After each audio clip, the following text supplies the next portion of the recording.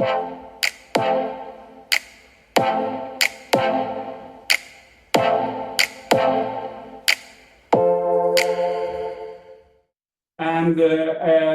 I have mainly been working at business schools, and I think they are special in many ways. One way is that the competition is extremely high at business schools, and I have seen a change the last 10, 15 years or so that I want to talk about. I think we all have heard about the publication game, the publishing game, and publish or perish, etc. And yes, it is a picture of the ivory tower. It's a real ivory tower, actually. So I am quite critical. I tried to write about this. I tried to do research on this because I think it's too important not to engage in. And I am no saint myself, of course.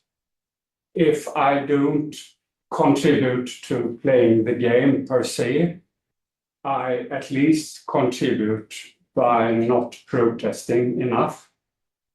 Not saying that this is not how we should do it more often than I do. So when I criticize the academia, I don't want you to think that I exclude myself, that I am better or anything. I am part of this. And I will get back to this, but this is also part of the problem and the solution, I think. So what is it that I am against?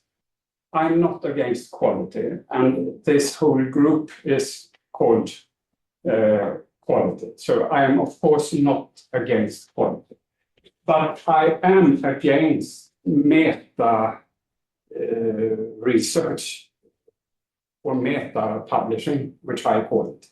Namely, when we publish as much as possible or in the right journals, and when any of those two have a negative impact on what we have to say. This is what I mainly am against. Then I can also be against other things, which I of course am. But this is the main thing I am against. I think it's very unproductive, and I even think it's dangerous, which I will get back to. I sometimes use a metaphor when I talk about or write about the publishing game, pole vaulting, and we happen to have a very good Swedish-American person who is a world record holder, etc. And I think he is admirable in many ways, not least as a person. But I can also see that there is a limit to pole vaulting. You can't use it much when it comes to helping poor people in the world, etc. It's not very useful, so to say, in a more instrumental sense. It's good entertainment. I once, not that long ago, actually, half a year ago or so, was interviewed by a journalist from Charlie Hebdo, actually. And I told him, I share this metaphor of pole vaulting. He was French, and France is also very good, as you know, traditionally on pole vaulting. So he got my metaphor, but then he added, yeah, but there is a difference. You don't have an audience. And when he said that, I was completely cold in my heart. Completely. Because he was so right. Who are we doing it for? Getting back to the ivory tower. who are we doing this for? I don't know if you have probably seen this on the internet somewhere. There is an American guy who has actually developed the publish or perish game. I haven't played it, but I have actually, I wrote to him, and it was a little bit funny because I wrote to him and said, maybe you and I could write something about together about the publishing game. And he answered very politely. He answered, good luck with your academic career. He is not doing it anymore. I looked him up. He has some publications in biology or whatever. And then he now thinks this is funnier and probably more helpful for the world in a way. So I think that was very fun. I want to buy a copy. I think we could play it in the group. It would be fun. So why is this so terrible? Why can't I, for instance, just accept and enjoy that some people want to publish a lot and in the right journals and be happy for what they do? Why am I so angry? Why can't I just be happy for them, you might ask. I think there are many problems. One is that this is norm setting, you know. We are all compared today with those who publish the most. Of course, I am doing a study right now, 2 studies which are empirical, on the university, what is a university, and publishing pressure. And from these studies, I have understood many things, but one of them is that the publishing pressure is very difficult for many people. Many people feel very, very bad about the publishing pressure. So I think this is also a reason to be against and limit this publishing game somehow. And I also think, speaking about the ivory tower again, I also think that this whole thing risks giving academia a very bad reputation. Very bad reputation. So these are the main reasons why I want to protest, why I can't just be happy for others who get gold medals in publishing the most or in the best journals or whatever. The other day in Corona, we all read Corona. You know, the Norwegian, I think I have sent you, Karina, also links to it now and then. It's a Norwegian internet daily, you can say, news site for only about academia, mainly for academics and students and so on. And the other day, you know, this was published 15th, 4 days ago. And it says here, for those who don't speak English, that this is a guy at Norway University College of Sports. And I have absolutely nothing against this guy. So I mean, I could have removed the name and everything, but we are used to in the academia to be open with whom we cite. So therefore I didn't. But I have absolutely nothing against this guy. I'm sure he is a very nice person. But he has written here a debate piece, opinion piece for this newspaper magazine about the golden way to getting published and being to reach the top of the publication game or whatever, you know. And he says here that it's of course fair to ask if it is important to be on top of the ranking, both in sports and in research. But this is how the society is. And to me, this is absolutely astonishing that an academic can express himself in this way. Because for me, the university, and of course inclusive of university colleges, is for making the world a better place. Not that. This is how it is. The students don't want to learn anymore. We have to adapt. No, we don't. I mean, we have to have our values. We need to believe in something. What if it was for social workers? Stop the presses. Here we have the top social worker. This person is called Mr. Pete Com. And he helps no less than, on average, 47 clients per day.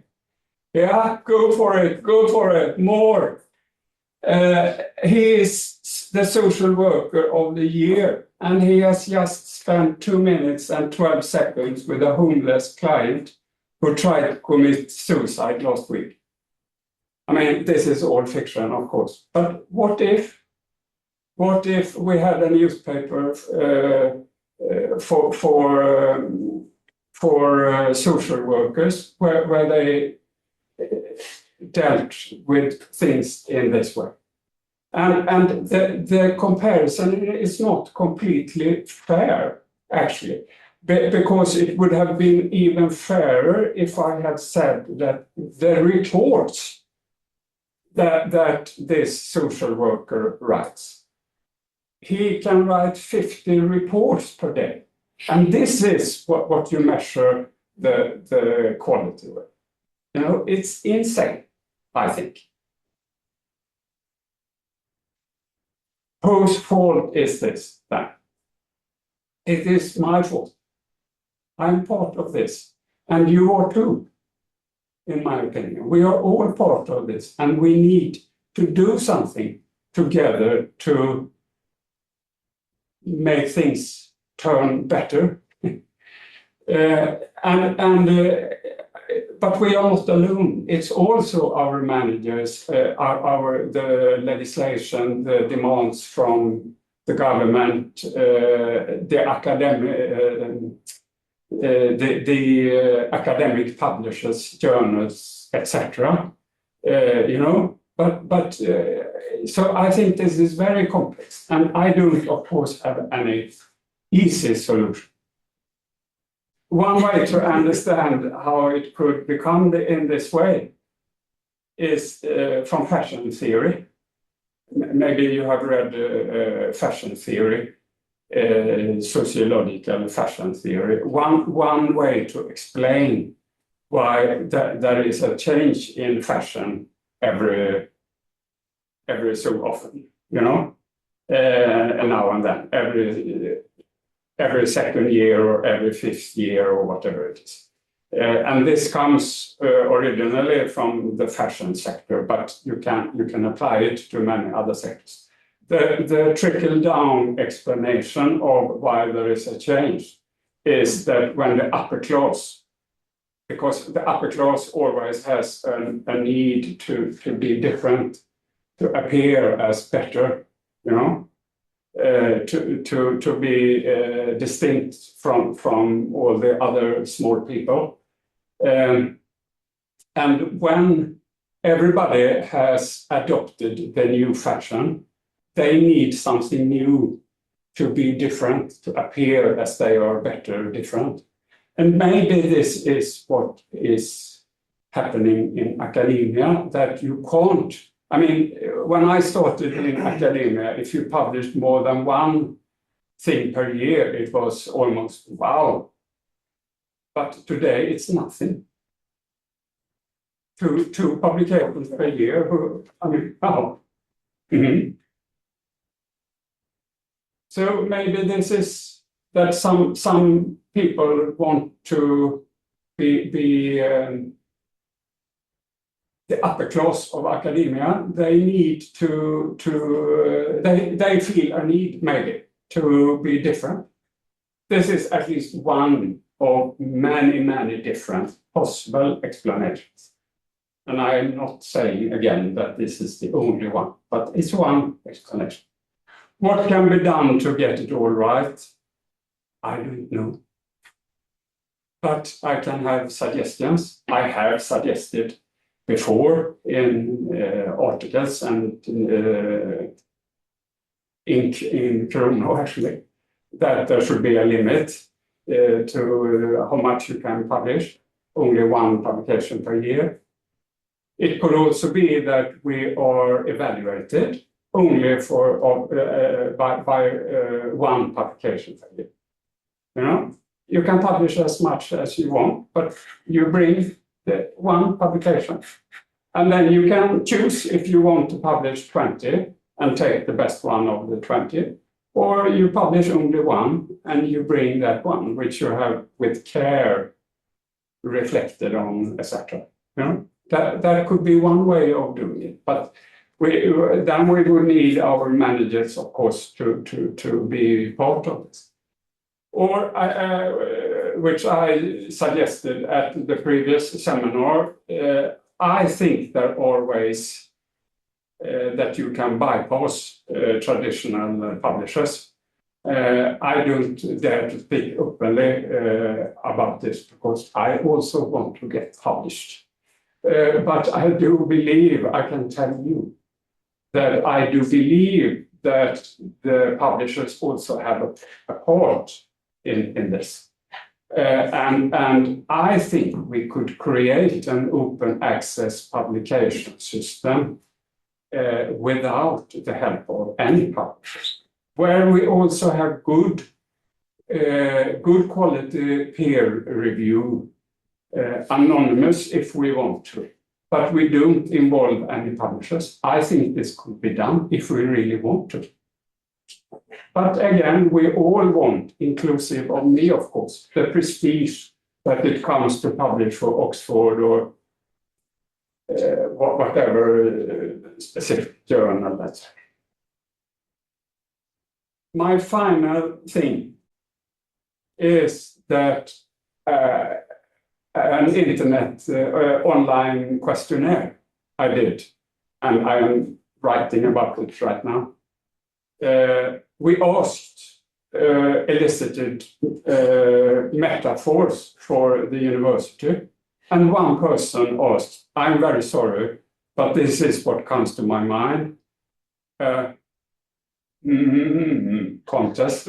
I don't want. I have to be politically correct, so I don't want to express the word. The word, but you can see here from the picture what it might be associated with. Thank you for your attention.